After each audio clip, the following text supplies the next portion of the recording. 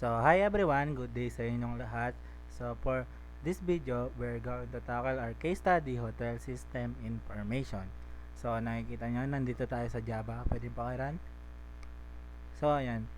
May nakikita kayong tatlong menu bar sa taas. So, File, saka Options, saka View.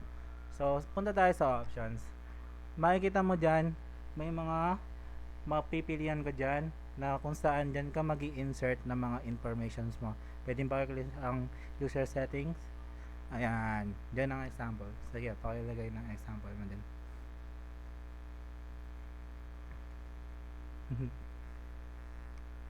So, ayan, nakikita nyo. Dyan lahat natin ilalagay ang ating information. So, okay, save. Save record mo siya, boss. Okay, pakiclear muna saglit. Okay, okay na.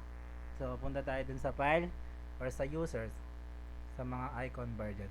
Diyan yung makikita yung in-insert nyo na information sa options. So, okay. Try mo pa sa pangalawa, sa guess. Okay. Mag-insert ka din dyan.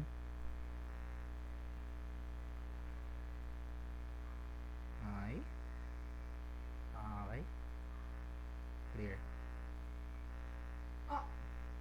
And next na lang po. Okay, pakitignan ulit. Ayan. Sa lahat ng icons na nakikita nyo dyan, tsaka mga pwedeng pagpilihan nyo doon, nagraraan lahat yun. Pwede nyo din tingnan kung sa inyo. Pwede namin isa ng aming file kung sakasakali. So, ayun lang, para-parehas lang yan kung paano gawin. Kayo na bahala kung paano nyo tingnan or i-check. So, ayun. Good day everyone. Yun lang ang aming case study sa Java program. Thank you.